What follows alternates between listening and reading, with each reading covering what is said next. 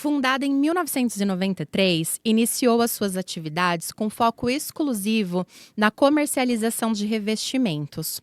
Anos mais tarde, deu início à construção de casas no litoral e pequenos empreendimentos para terceiros. Hoje, já são mais de 800 unidades comercializadas e mais de 14 empreendimentos construídos. Eu estou falando da Reluma Construtora e a pessoa por trás desta grande e relevante construtora aqui na cidade de Santo André é o Cristiano Rodrigues Alves. Seja muito bem-vindo ao ConstruCast, Cristiano. Oi, Débora, tudo bem? Tudo bem, muito obrigada por ter aceito em primeiro lugar o meu convite. Já estava preparada para o seu não. Não porque você quisesse ou não quisesse participar, mas pela agenda corrida, né, que você tem. Então, gratidão mais uma vez aí por ter aceitado o meu convite. Ô, Débora, obrigado. A agenda sempre está corrida, acho que de todo mundo, né? Cada vez a gente tem mais compromisso e menos tempo.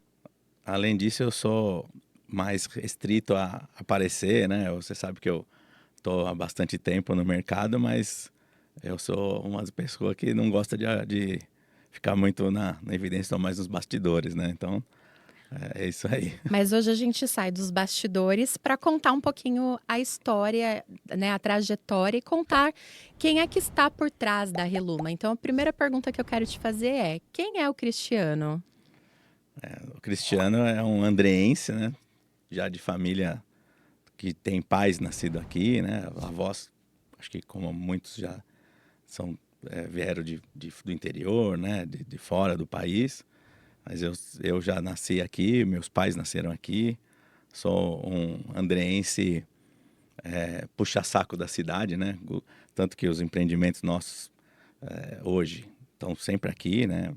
Fiz obras fora, mas o que tem a grande maioria, os principais estão em Santo André, né? O coração bate forte para os empreendimentos daqui. Então eu nasci no famoso lado de lá, né? Nasci na Santa Terezinha, mas pequeno vim para cá, para o lado do centro. Morei a vida toda aqui perto do Shopping ABC. E, bom, sou divorciado, tenho 2 meninos, um de 17 anos, que é o Gabriel, tem um de 15, que é o Guilherme. Provavelmente vão para o caminho do pai aí, não é forçado a barra, mas acaba que estão vivendo, né, essa coisa desde pequeno, né, desde de que eles nasceram já era incorporador, né, então acho que está no sangue deles esse negócio, agora vão para o caminho aí de estudar, mas um já vai fazer engenharia.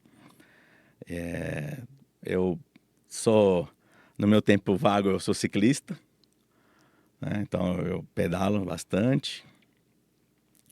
E, bom, é isso. Acho que a gente tem que fazer as coisas aqui pela cidade, né? Então eu brigo bastante aí com o pessoal da minha área para a gente tentar melhorar aqui. E é uma cidade que vai bem, né? Eu gosto, sou fã de Santo André. Com certeza. Acompanho, às vezes, os seus vídeos lá de passeio ciclístico. Confesso que eu tenho uma certa inveja, mas eu sou ciclista de academia. Falo que a hora que eu canso, eu desço, não preciso voltar, né? Que aí as suas caminhadas são bem longínquas. É que é uma hora que a gente acaba dando uma descansada na mente, né? Então, eu pedalo de estrada, né? E é uma hora que eu consigo esquecer de algumas coisas, esqueço de algum problema, ou até que tem alguns insights, né? Tem muita ideia aí que surgiu de quando eu tô pedalando, que eu tô naquele flow, né? E se você... Débora, sou a pessoa que se eu tenho uma ideia, eu tenho que parar na hora que eu tô fazendo e escrever, porque senão eu esqueço. Nessas suas pedaladas, dá para lembrar depois das ideias? Tem que lembrar, porque a gente não desce, né? Então, você tá andando e vai terminar depois de horas, né? Mas normalmente eu lembro. Só que eu gosto também de anotar. Eu tenho um grupinho que é o Cristiano e o Cristiano, né? Ah, sempre. No WhatsApp. Eu comigo mesma. Às vezes eu até pego o celular no bolso e mando um áudio para mim Manda, depois. eu me sinto extremamente mais confortável de saber que não sou só eu que faço isso. É, hoje não tem jeito. Verdade. E, Cristiano, como você começou a sua carreira? Você escolheu a sua profissão? Você foi escolhido? Conta pra gente. Então, desde pequeno eu queria ser engenheiro, né? Meu pai é engenheiro mecânico, não é engenheiro civil, mas eu sempre quis ser engenheiro civil. E eu comecei cedo, porque eu fiz técnico em edificações primeiro, né? Então eu fiz um curso técnico em São Paulo, no Liceu de Artes e Ofícios. Então eu entrei nessa área com 14 anos. Comecei a estudar, estudei total 10 para me formar engenheiro, porque o meu curso era de 4 anos, né? É até uma escola muito difícil de entrar, né? Eu acabei indo para São Paulo, não fiquei aqui para estudar. E depois eu fiz engenharia civil na São Judas, que são mais 6 anos. A jornada de trabalho agora fazem 29 anos que eu estou no ramo. Eu comecei a fazer estágio do técnico numa construtora de São Paulo que chama Gereissati, ou chamava, né? Eu fiz meu estágio lá de técnico. No final do ano eu me formei o técnico, fui contratado como técnico, fiquei lá 1 ano e meio. E depois eu vim para cá, para o ABC, aí daqui eu não saí mais. Primeiro eu fiquei na MZM, trabalhei, quando eu entrei ela era pequena, fiquei lá 5 anos, isso já como era técnico, enquanto eu estudava engenharia. E depois eu saí junto com 2 engenheiros, que eram companheiros meus de trabalho lá. E nós, junto com o diretor técnico, que era um dos sócios da MZM, a gente montou uma construtora que é a Sabarre. E eu fiquei, na verdade, quando eu me formei, eu já era sócio de uma construtora. Apesar de não ser de uma família que não vem de tradição de construção, né? Então, minha história foi construída por mim mesmo. Eu não tenho berço nessa área. E aí a gente, na Sabarre, formamos uma equipe legal, fiquei lá por 9 anos. E depois de um tempo, na sociedade, a gente acaba querendo ficar do seu jeito, construir do seu jeito e tal. E aí eu saí da Sabarre e fui começar a trabalhar sozinho. E a Reluma, meu pai já tinha ela, né? Então a vida da Reluma era em paralelo, não era ligado à minha.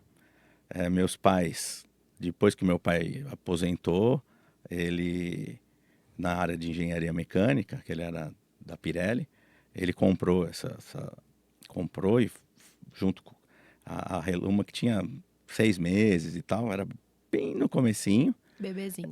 E aí ele foi fazendo alguma coisinha, mas ele ia e eu ajudando, assim, da minha parte da engenharia. E aí, em 2009, quando eu saí da Sabarre, eu peguei a Reluma e transformei ela. Na verdade, cada vez mais foi terminando a área de venda de material de construção e ficou na questão de construção mesmo. Até que meu pai aposentou e eu fiquei sozinho. Na, na época, a gente começou construindo, até engraçado, porque eu ia fazer prédios para mim. Então eu ia fazer, com a minha saída da outra construtora, eu ia fazer prédio pequeno, né? Falei, faço um desses chamados sem condomínio e tal. A Sabarre já tinha esse foco de construção ou era Não, reforma? Sabarre, na época que eu fui sócio lá, assim, eu participei de 14 empreendimentos lá também, então já estou chegando nos 30 ou mais, né? Por causa do IMZM. Então nós fizemos bastante torres altas também na Sabarre, né? Bacana. Aí na Reluma você tentou ir para os sem condomínio, os E prédios no fim não fiz menores. nenhum. Não? Não fiz nenhum, porque eu comecei, aí eu estava comprando um terreno para fazer um sem condomínio, e aí veio uma amiga, o que você vai fazer? Da vida, que você saiu da Sabarre. Eu falei, vou construir para mim. eu não posso ficar com um apartamento, quero investir um dinheiro e tal. Eu falei, tudo bem. Aí pensei, falei, melhor eu faço 2, né? Tal. Aí passa um tempo, vou numa festa, dias assim, vou numa festa, aí ela fala, eu falei com o meu vizinho aqui, ele quer um e a minha irmã também quer um. Aí meus pais estavam lá com o meu irmão, eu também, o que você vai fazer? Quanto é? X na época. Eu também quero. Aí eu falei, poxa, não vai dar pra fazer um sem condomínio. Sucesso de venda sem ter Sem ter começado. começado. E aí eu acabei comprando junto com o pessoal, esse grupinho, que era, vamos falar, quase familiar. A gente comprou um terreno e já apareceu outro. Aí veio um amigo, aí eu falei, então eu vou te colocar num outro, porque não, se você não participar do primeiro. E aí a gente foi montando esses grupos de investidores. Já aqui na cidade tem bastante gente que fazia desse modelo, hoje já não tem muito. E foi assim, eu sei que quando até os trâmites de aprovar, quer dizer, o projeto, a gente já tinha 4 torres para fazer. Caramba. Então, até aprovar o primeiro, iniciar a primeira, já tinham 4. E foi assim que começou. Aí, mas também a gente fez bastante obra para terceiros. Assim. Então, tem um incorporador que quer construir e não tem expertise de construção, né? Aí ele acaba procurando alguém que tem, porque fazer prédio, até eu sei que tem bastante gente que está querendo migrar desse negócio chamado sem condomínio, e hoje eles têm capacidade de fazer, até financeira, né? Uma torre e tal, mas técnica não. Então, às vezes, tem construtores que me procuram para fazer a administração, para fazer a gestão de projetos e tal, até a viabilidade técnico-econômica do empreendimento. Então, a Reluma no começo fazia isso e agora, por último, nós começamos a fazer já com a Caixa Econômica, né? Até a gente se conhece através disso, né? Geric e tal. Sim. Então, o último prédio aí no centro de Santo André foi com a Caixa, tem um com fundo. Então, hoje, eu tenho alguns investidores, quando tem pessoa que quer investir, compra alguma coisa, mas não é o principal. Então a gente mescla, né? Mas continuamos na torre, apesar de ter feito residencial, comercial. E continua no comercial também para terceiros. A Reluma. Sim, a gente fez uma época, nós fizemos um laboratório de análise clínica, né? Lá em São Caetano. Nós fizemos a Mais Valdir, lá na Oliveira Lima. E fiz 3 torres comerciais, né? Uma delas foi vendida era nossa, de investidores, mas a gente acabou alugando por um tempo para o Hospital Beneficência Portuguesa. E há 2 anos eles compraram, estão fazendo obra lá e vai ser uma central deles aqui perto, né? Na Dona Carlota. Que bacana, ali próximo do escritório mesmo da Reluma, né? Cristiano, desde que você atua na construção civil, quais são as maiores mudanças que você observou no setor nos últimos anos? Então, para quem está desse tempo todo, né? Há quase 30 anos, tem muita coisa que mudou. Principal, eu vejo que agora essa modernização, essa questão de projeto dos BIM, né? Projeto BIM, em vez de ser só AutoCAD, tal. A gente hoje nós temos um empreendimento que está em lançamento, que já todo o projeto dele é feito nessa plataforma, né? Então você consegue você consegue quantificar tudo, prever alguns futuros problemas e isso acaba gerando economia, né? Outra coisa que eu vejo muita diferença é na questão da segurança do trabalho, né? Porque eu sou construtor, eu sou incorporador, né? E ainda sou corretor, né? Fala, pô, mas você faz tudo isso? Não. tem um monte de gente que faz isso. Eu estou falando que eu gerencio, né? Porque hoje todo mundo que está no meu papel, né? Vai passar por aqui outros incorporadores, todo mundo tem que saber de tudo, né? Sim. Apesar de que você tem que delegar, você tem que ter gente de confiança do seu lado. Mas para Mas você você, delegar, você precisa entender é, o que você está mandando para conseguir cobrar. a posição do incorporador não é fácil. A gente hoje tem que saber o que vai construir, em que lugar que vai construir, o que o público aceita. Por isso que até acabo ficando bastante por Santo André. Já aconteceu várias vezes de eu ver que alguém comprou um terreno em tal lugar. E eu falo, putz, aquele lugar não dá para fazer isso. Aquele lugar não pode construir mais do que 4 andares. Não, mas vai fazer. Tudo bem, mas tá na lei que não. Passa um tempo, às vezes vem construtora grande, né? E não faz. Já aconteceu. E a gente, na época da Sabai, foi até chamado por uma das maiores aí do Brasil para ser o parceiro local. É que nós tínhamos... a gente lá tinha dois investidores grandes, né? Então cada um a gente fazia torres só para eles. Mas teve quando aquela abertura do capital das construtoras, né? Das incorporadoras na bolsa, o pessoal recebeu um monte de dinheiro e tinha que ter demanda para isso. Então eles preferiram parceiros locais para poder navegar bem, né?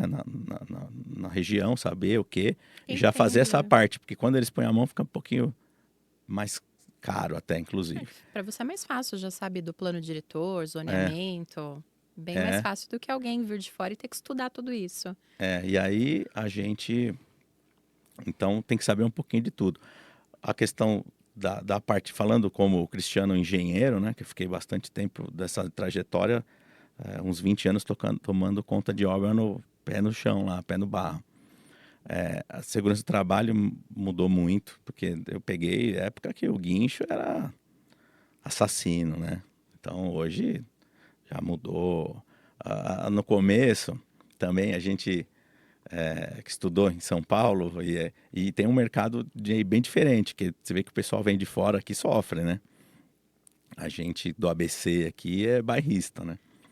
E eu lembro que quando eu estava na faculdade tinha um amigo de escola que fazia locação de escoramento metálico.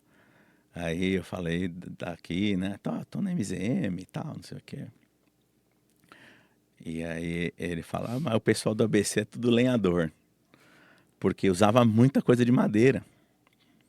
E aqui demorou. Para hoje você vê, as obras estão no mesmo nível de São Paulo, na questão de tecnologia e tal.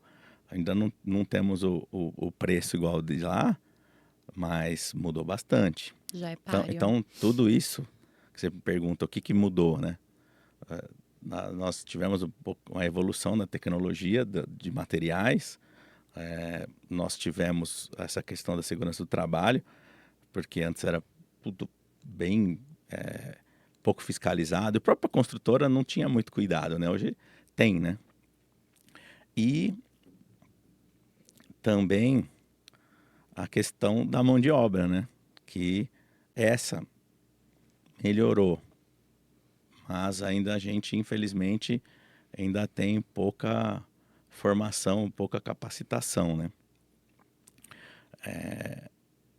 O nosso trabalho ainda é formado por artesãos, né? A gente constrói com pouca construção seca,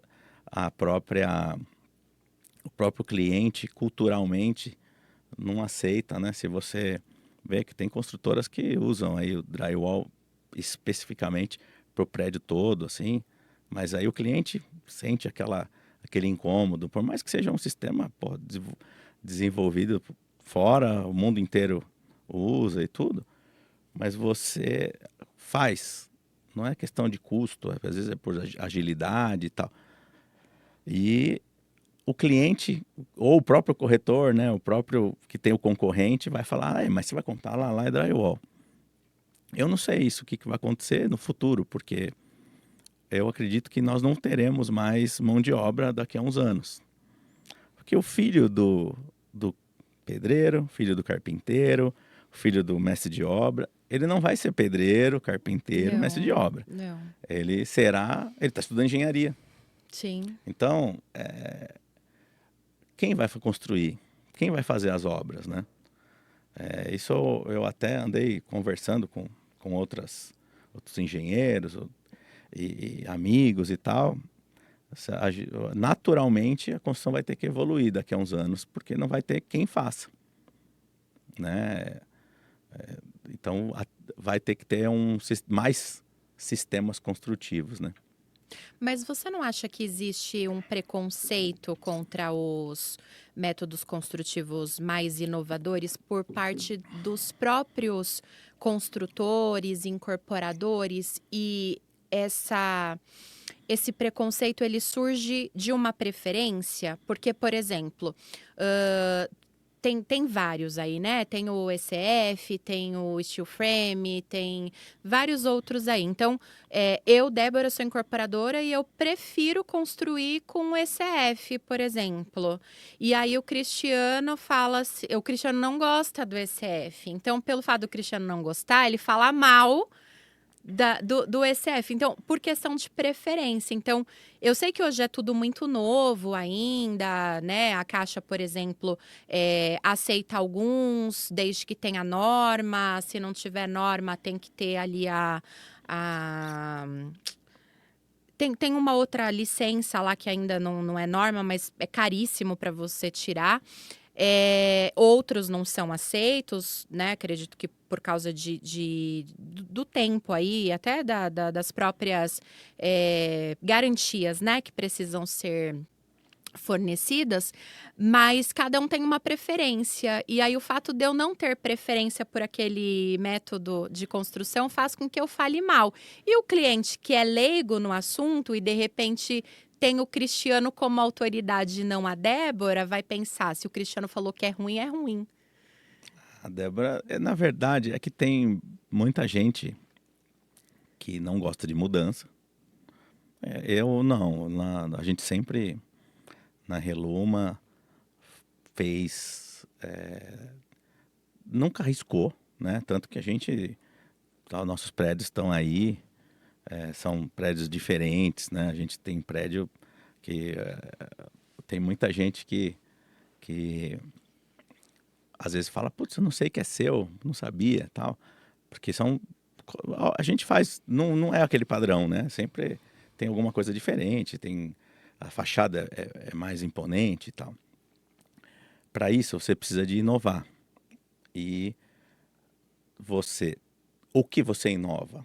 Então, produtos que já têm vida, assim, que já tem muita experimentação, né? Às vezes já aconteceu uma vez eu estava até fazendo umas torres em São José dos Campos, na época da Sabarre, e veio uma empresa e fala, eu dou 20 anos de garantia. Quantos anos tem sua empresa? 5. Então, eu fiquei pensando, pô, o cara não tem nem... difícil, né? É um produto novo, né? Fala, pô, mas ele não tem isso.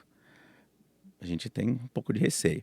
Eu não gosto de falar não, a não ser que seja comprovado. Então, normalmente eu aceito, mas tem muita gente que não. E se tratando de garantia, né? Também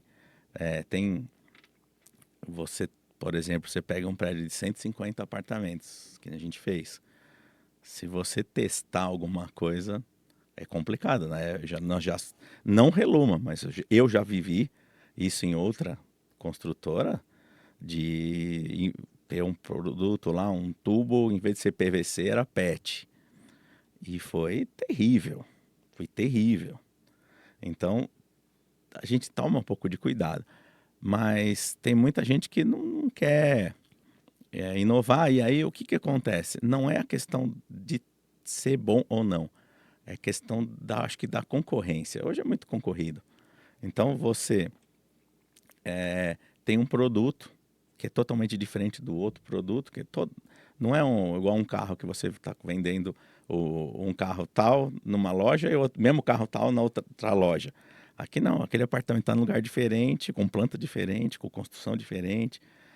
Então, você acaba tendo um produto totalmente diferente do outro. Ah, mas tem 3 dormitórios, o outro também tem 80 metros, tá bom. Quem está fazendo? Tem prédio que você... Eu falo pela gente. Nossos prédios estão aí há 5 anos, 8 anos, 10 anos. Entregues, você passa, tá lá, igualzinho. Tem prédio que não foi pintado nunca. Esse da Beneficência Portuguesa tá lá, 8 anos que tá lá, não foi pintado, eles não estão usando, mas o prédio tá inteiro. E tem prédio que acaba um ano que a construtora terminou, eu falo, parece que brigou com o gato, né?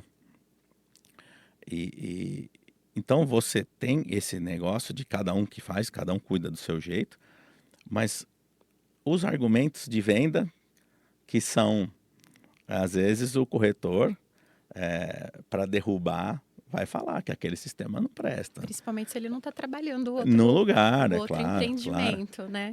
Mas, assim, alguém vai ter que começar, porque o futuro é esse, nós vamos sofrer. Fora que a gente está um pouco atrasado. O Brasil, aí eu estou falando, não é do ABC, está atrasado ainda, né? Então, o que tem de construção seca, nova, já está rodando aí fora há muitos anos e Sim. vai chegar aqui. Já foi É que aí validado. o valor também, né, vai chegar a equiparar com a mão de obra, porque hoje a mão de obra está subindo muito, né? Então, nós temos que ter tecnologia. Vamos ver o que vai ser. Com certeza. Você já falou sobre os impactos aí da tecnologia, né? Que muitas coisas vieram para melhorar e a pandemia acabou até acelerando isso.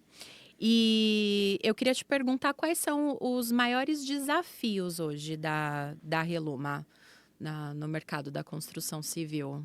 Ah, Fora a mão de obra, a escassez de mão de obra, né? hoje vamos lá, né? A incorporação não... É que assim, eu sou apaixonado por isso, né? Às vezes a gente fica até chateado com uma coisa ou outra que acontece e tal, mas eu vivo por isso, eu adoro o que eu faço. Quem às vezes fala, pô, você brilha no seu olhar ou o que você faz, né? Eu adoro o que eu faço. Só que é uma vida muito... O incorporador, apesar do que muitos acham que é só esperar cair o dinheiro, não é assim, Porque né? todo mundo diz que o incorporador ganha muito mais do que o construtor. Mas não é bem assim. Eu ataco nas duas pontas, né? Mas não é assim. E tem N fatores que dificultam, né? Hoje você tem a questão do crédito imobiliário, né? Que com a taxa Selic lá em cima ficou difícil. Então, se você... aí você sabe melhor do que eu quanto tá difícil para aprovar um cliente, né? Nós temos, além disso, a própria pessoa que quer ser investidor, com a taxa Selic alta, ele acaba deixando o dinheiro dele lá confortável. Os bancos, fundos, sobem a régua. Então, uma das questões é isso. A mão de obra e material subiram, isso até é normal. Você pega os índices aí de correção, INCC, hoje não são tão altos quanto já foi no passado aí. Uma das coisas que eu vejo é que ainda, por incrível que pareça, a gente ainda não conseguiu chegar num valor de venda que está compensando alguns empreendimentos. Então, eu estou com tenho empreendimentos para lançar aí agora, e tenho mais 3 negócios novos, assim, que estou com o terreno na mão, e está difícil de fechar conta. Então, e não é por incapacidade técnica, não, é porque a gente precisa subir um pouco o valor da venda. Por outro lado, não adianta subir o valor da venda sem subir a renda de quem está comprando. Então, isso é uma dificuldade, né? Então, os juros é alto, o valor do apartamento ainda é alto, mas precisa ser mais alto. Eu até falo com o pessoal que está cuidando lá do meu lançamento, que a gente está numa faixa de valor, e eu falei para ele, ó, quem não comprar agora, que for comprar no próximo lançamento, não meu só, de qualquer outros construtores, quem acha que não vou comprar agora porque eu vou deixar meu dinheiro rendendo um pouquinho, mais para frente eu compro, não vai conseguir comprar. Porque quando as construtoras chegarem devagarzinho e colocando num lugar que seja que tenha compensação para ele fazer o investimento dele, vai subir um pouco o valor da construção, né? Tá numa iminência disso. Eu acho que os preços dos imóveis ainda continuam a subir, sabe? Até porque dia 5/5 teve o início das alterações do programa Minha Casa Minha Vida, faixa 4, classe média, Sim, onde a renda foi elevada para 12 mil e o teto do imóvel para 500 mil reais. E por mais que nós estejamos falando de classe média, estamos falando de Minha Casa Minha Vida, ainda assim no setor econômico. Ou seja, o próprio programa Minha Casa Minha Vida vai aumentar o preço dos demais imóveis. E com base nessa informação, não está no nosso script, não te mandei para você estudar, mas eu queria te perguntar o que você acha. Você acha que isso beneficia o mercado da construção civil? Eu sei que a Reluma não atua no segmento econômico, mas você vê uma outra fatia de pessoas aí para o tipo de imóvel que você constrói? É benéfico ou não? Débora, na verdade eu construo tudo, né? Nós fizemos prédios de apartamentos de 160 metros, fizemos apartamento de 58 metros, é o menor que a gente fez até hoje. Mas eu tenho projeto para lançar agora ainda esse ano de 34 metros. Mas é que esses de 58, quando você lançou, o teto Não, não era, então não, não não, dava a minha nenhum, casa. nenhum É, se enquadrou. É isso. bem difícil, eu acho que aqui na nossa região, quando você fala ou naquele programa faixa vai 1 e 2, é muito difícil, a não ser que sejam apartamentos bem apertados, É, bem pequenos. Porque o custo já começa pelo custo do terreno, né, que é sim. o que impacta. Você, você tem terrenos menores, hoje não tem terreno grande disponível. Para você fazer uma construção mais barata para esse público, precisa de ter terreno grande e você não ter carro guardado dentro de subsolo com escavação e contenção e tudo mais. Então, o ideal para isso seriam apartamentos só na torre mesmo e sem subsolos. E aqui, onde a gente atua, tá muito difícil. Eu tenho um projeto de terreno de 1.000 metros, tenho um terreno de 790 metros, tenho outro de 800 metros.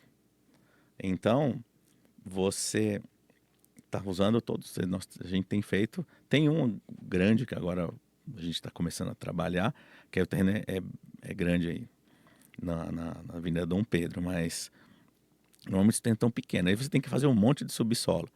E até isso é uma coisa que eu acho que a gente poderia mudar nos planos diretores e parar de ficar fazendo aterro, né? Fazendo buraco para colocar garagem. Você vê que você vai viajar um pouco, você vai para cidades de fora, mais moderno, até por questão até de solo, aí Santos, né? Santos o pessoal faz sobressolos. Eu não sei o porquê que a gente continua fazendo isso, tirando terra de um lugar para jogar em outro lugar, gasta um monte de diesel, um monte de problema ambiental, sendo que podia subir, mas as prefeituras te limitam, né? E aí você tem que perder potencial construtivo para fazer subsolo. Isso inviabiliza bastante a construção popular. A questão da faixa de renda, quando você aumenta, que nem agora para a faixa 4, ajuda muito todo mundo. Acaba aquecendo a Caixa Econômica, que é quem faz o financiamento desses e tal, é a principal fonte de recurso para a construção civil, né? Sim. E eu acredito que a gente agora, com essa abertura, deve, deve conseguir fazer bastante negócio para essa faixa, assim, que eu acho que é o que dá para ser feito aqui na região, né? Quando você se trata de regiões mais afastadas, aí até consiga chegar na faixa um, talvez 2, mas para nós aqui, no que está no centro, no grande centro, é o 3 e 4, né? Sim, faixa 3 e 4. Faixa 1 entra a questão da parceria com o poder público, normalmente para as pessoas que estão cadastradas ali na Secretaria de Habitação, pessoas que são retiradas de áreas de risco. Então, são construtoras que acabam atuando só nessa modalidade.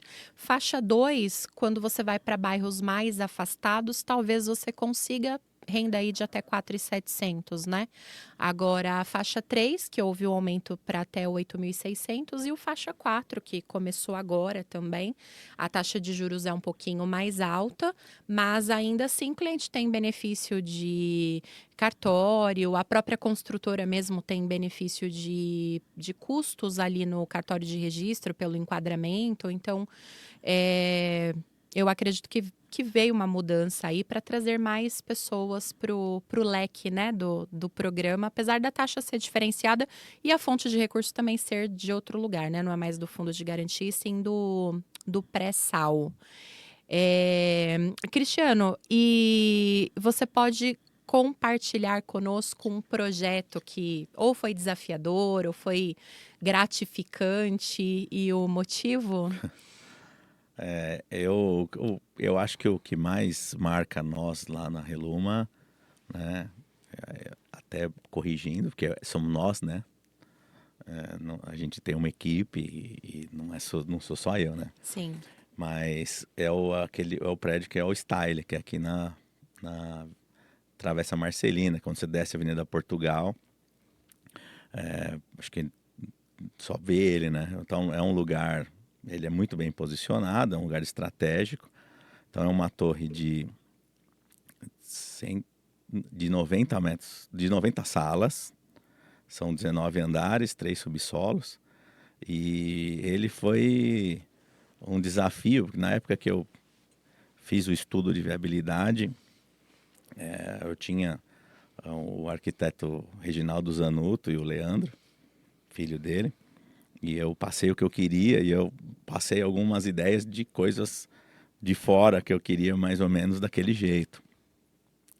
E eles fizeram o projeto e até na hora que foi falar com o calculista, ele tá faltando pilar aqui, né?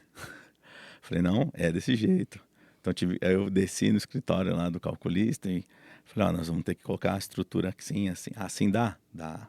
Então esse prédio, eu acho que é meio que um ícone aqui, né? Até aí você fala do gratificante. Não, acho que a coisa mais gostosa que eu ouvi, um dia meu filho pega e fala que tá com um amigo numa festa e o cara olha assim pro prédio e fala assim, esse é o prédio mais bonito que tem aqui. Aí meu filho fala, qual? Aquele. É meu pai que fez. Aí, então, acho que a questão até da engenharia, eu sou feliz por isso, porque a gente deixou, né, marcas, né? Então, eu que falo que tem filho, né? Eles vêm e falam, ó, esse aqui meu pai que fez, aquele foi meu pai que fez. Então, tem os meus outros filhos, né? De concreto. E o Style é uma obra, cada andar tem 3 salas para frente ou 3 para trás, né? São 2 e 3. E todo andar muda de lugar a sala. Então tem lugar que as salas de 3 são para frente, 3 salas para frente, tem lugar que é 3 salas para trás, tem lugar que está para esquerda, tem lugar que andar que está para direita. Então sempre tem uma sala de 38 metros quadrados pendurada. E para fazer a estrutura foi super difícil. É um prédio bonito e todo espelhado, tal, uma cor diferente, o vermelho e o cinza. tá num lugar que todo mundo vê, né? Eu acho que esse é o mais marcante aí para nós aqui. A máxima de que é uma eterna briga entre calculista, engenheiro civil e arquiteto é verdade, né? Ah, eu não vivo isso, sabe? Não? Não, eu divido bem. Eu sei que não é a minha praia ser o criador. Eu dou a ideia do que eu quero. Então, para fazer todos os prédios nossos, né? Que tem, por exemplo, tem o Alto Jardim, que é aquele próximo ao tiro de guerra, perto do Liceu Jardim. Ele tem 31 andares. Na época era o mais alto que tinha aqui. E são apartamentos bem diferentes. E eu lembro que quando eu calculei, o projetista, né, eu passo para ele, ó, eu quero um prédio aqui, dá para fazer 26 andares, tipo, mais a cobertura, e de 160 metros. Aí ele faz o projeto, não, ó, não deu, isso deu menos, não, na minha conta deu. Então, mas a gente sempre se entendeu, mas falei, ó, não vai colocar concreto aparente que eu não vou fazer propaganda para outro, não. Porque eu tenho meu estilo, né? Então, a gente sempre, depois do modelo que eu penso, que eu faço estudo de viabilidade, que eu vejo o que pode ser colocado, eu deixo eles, os arquitetos, né? Hoje é o Marcelo Guizo, que é uma pessoa muito legal para você trazer aqui, ele é fantástico. Já vou anotar já. Pode anotar que ele vai engrandecer bastante. É. E ele que está fazendo, acho que, muita coisa aqui, né? Em Santo André hoje Sim, é o o que nome está é em famoso. evidência. E então chega o Marcelo, eu queria isso, o programa é esse. Tá bom, tá bom. Então a criação tem que ser alguém criativo. Eu sou engenheiro, eu dou liberdade, normalmente eu falo só o que eu preciso. Se tem coisa que eu vejo que não dá para fazer, eu vou explicar por quê. Eu não quero, tal, o que eu tenho receio e tal. Mas normalmente não. No caso da Reluma, o arquiteto tem bastante liberdade, sempre teve bastante liberdade de criar e, e ter cores, né? Você vê que um é amarelo, outro é vermelho, outro verde. E eu não sou a pessoa que faz isso, né? Eu não tenho. Eu sou. Meu negócio é racional, não é criativo. E aí passa para o calculista, e às vezes, agora, que tem o calculista, às vezes, ou um que tem os atritos com o outro, aí eu que fico no meio. Então eu sou o mediador disso. Então essa gestão de projeto é mais a minha parte, né? Entendi. Por muito tempo tinha o Fernando, que é meu irmão, que ficava na parte da condução das obras, e essa parte de projetos, novos projetos, sempre fui eu e cuidar do gerenciamento de projetos. Então, você faz essa junção dos dois aí, depois projeto de elétrica, de hidráulica, bombeira e tal. Nós não temos muito problema não, viu? Que bom. A Reluma é diferenciada, então. Você iniciou falando ali, né, de quem é o Cristiano, e você disse que o Cristiano é construtor, incorporador e corretor de imóveis. Tem a formação de corretor, embora não exerça. E a minha pergunta para você é a seguinte: qual é a importância do corretor de imóveis no sucesso de vendas da Reluma?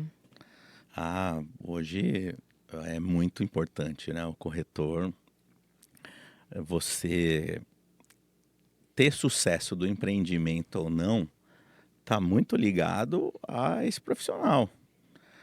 Também mudou bastante, né? Hoje o corretor não é só um tirador de pedido, né?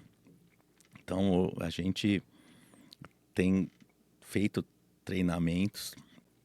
Hoje você vê, eu sou do tempo que fazia um barraco e colocava o corretor lá e não tinha nada. O famoso pirata, né? Não era nem pirata, era o Não, oficial, era né? o oficial O mesmo? oficial era aquele, porque não precisava, né? Você pegar nos anos de,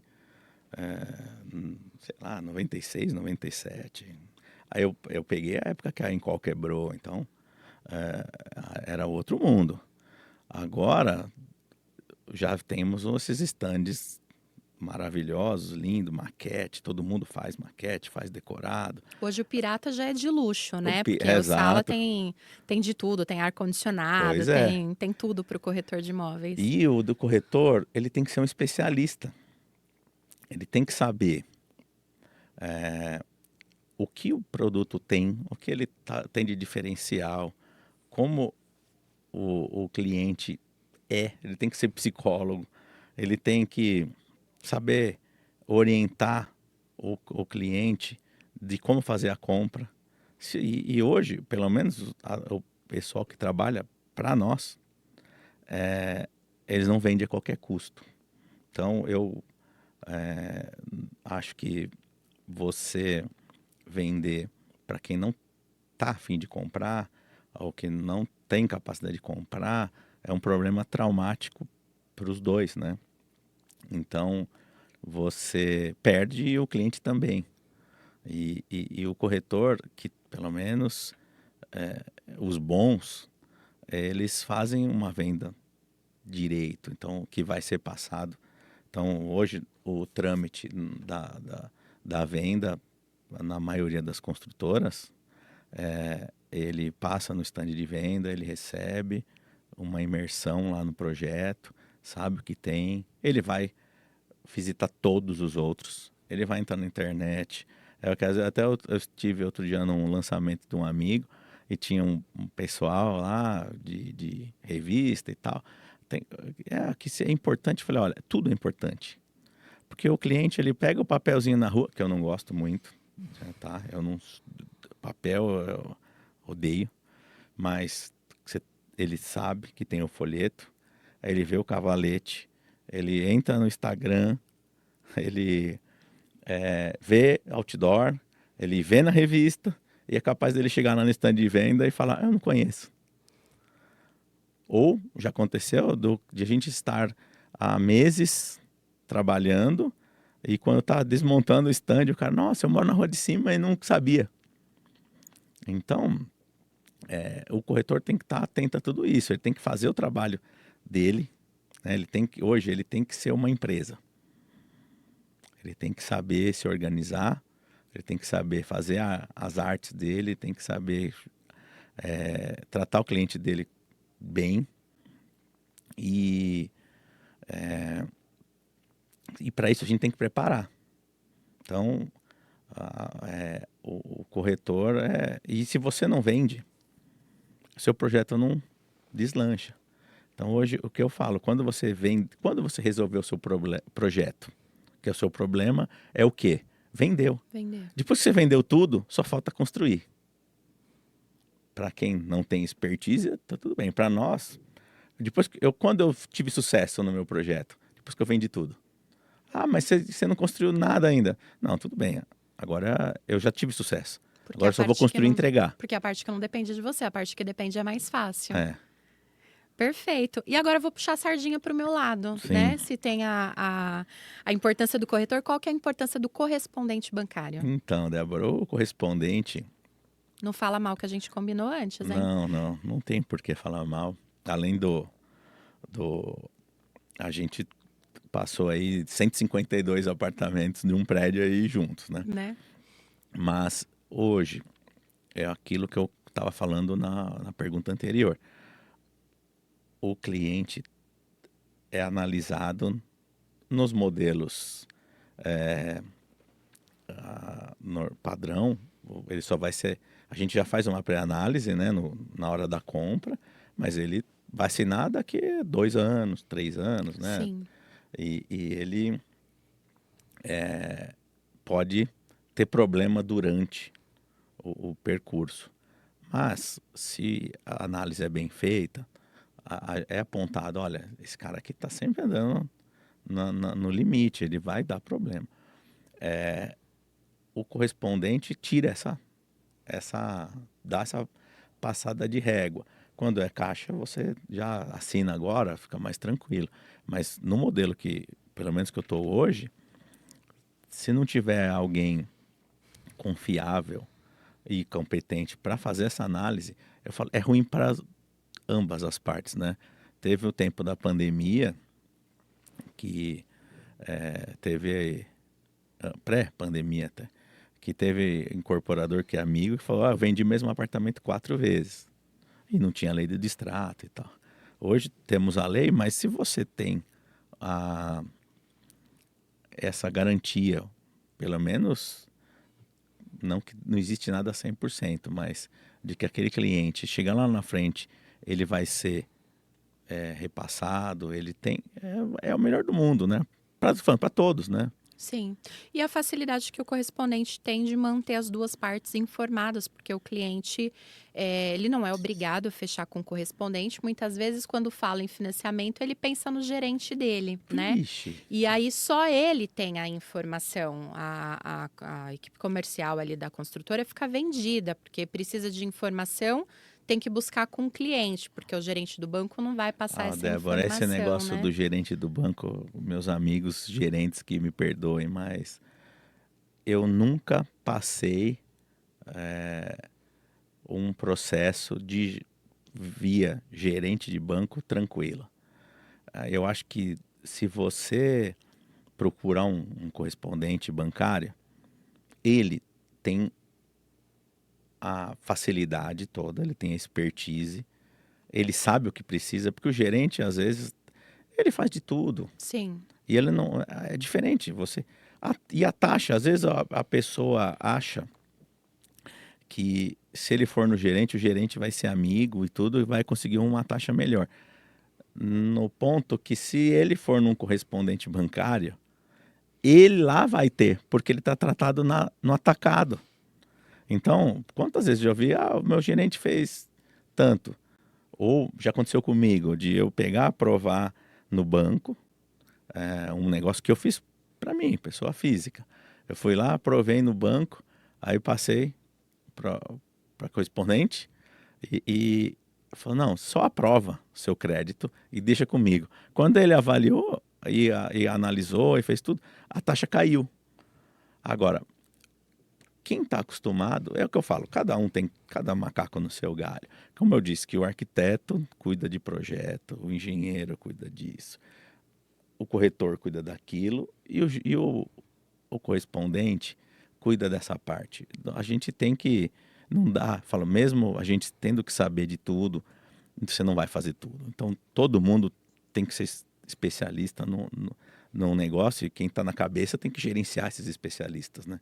com certeza. Sem contar que o gerente vai com o cliente até a assinatura do contrato. Depois ainda tem ITBI, tem registro, tem que acompanhar o processo de registro no cartório e a construtora só vai receber depois disso. E o cliente quer a chave, a construtora quer o dinheiro. E aí, quando está com o gerente, o cliente acaba tendo que se virar sozinho, sem ter informação, indo nos lugares errados. Aí o cliente pediu saída no trabalho um dia, não pode pedir no dia seguinte, fica para outra semana.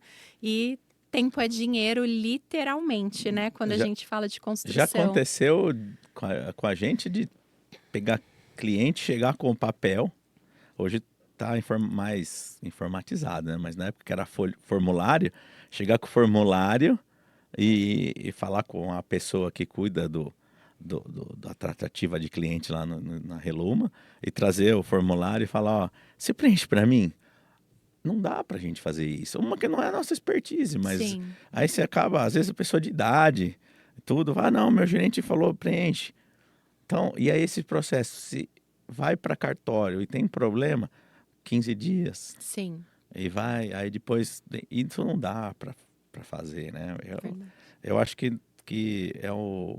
a questão do correspondente parece que é uma despesa, mas não é. Verdade. Então, nós sempre, a gente lá na Reluma gosta de, depois que aprova o cliente, né, durante a compra, quando chega próximo à entrega, alguns meses antes aí, 60 dias, né, 2 meses e tal, a gente passa de novo, ó, atualiza com o correspondente, Sim, repassa, aí eles já começam a tratar, né?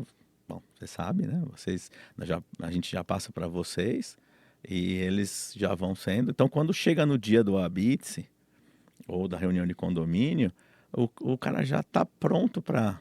Porque Sim, mais uns dias saem as matrículas individualizadas, verdade. né? Aí é só Aí, contratar, né? Não precisa se e preocupar está com o crédito. centralizado, né? Com certeza. É isso. Olha só, nós já conversamos 50 minutos.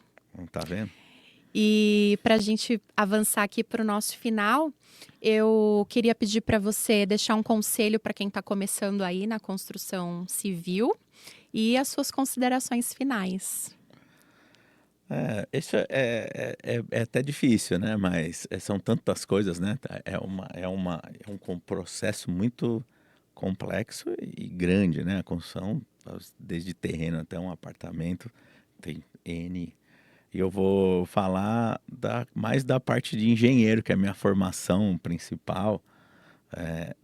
Para a rapaziada que tá estudando, aí eu já formei um monte de engenheiro, né? E pessoal que foi estagiário, viveu nesses anos todos, o que a pessoa tem que investir na capacitação. Eu estou estudando ainda, com tudo que eu falei que eu comecei, de técnico, de engenharia, já estou fazendo pós, né? E a gente, quanto mais capacitado a gente mais a gente vai conseguir agir rápido nas mudanças, né? Porque hoje a gente nem tocou no assunto, mas nós temos o IA. Então, não pode ficar parado. Fora a, o que uma vez eu estava fazendo um tratamento no dentista e ele falou: "O que você está fazendo?" "Estou estudando técnico, menino." Aí ele fala: "Ó, se você tiver uma faculdade, o seu vizinho lá tem duas." Então, a gente tem que estar sempre em constante estudo. A gente não pode deixar de conhecer as coisas que tem aí no mercado, coisa nova, mas depois tem que ser, se você, para ir atrás, você tem que estudar. E a turma hoje eu vejo que falta ter base, né? Então, alguns vêm para fazer faculdade sem uma formação muito de ginásio, boa. Então, a turma que é novo, que está escutando, eu acho que tinha que focar muito, que é chato às vezes estudar, mas é muito bom e importante. Verdade. Bom, esse foi o episódio do ConstruCast de hoje com o Cristiano da Reluma. Cristiano, quero agradecer mais uma vez a sua participação. Foi enriquecedor e tenho certeza que muitas pessoas vão aprender e se inspirar na sua história. Muito Obrigado. obrigada. Obrigado.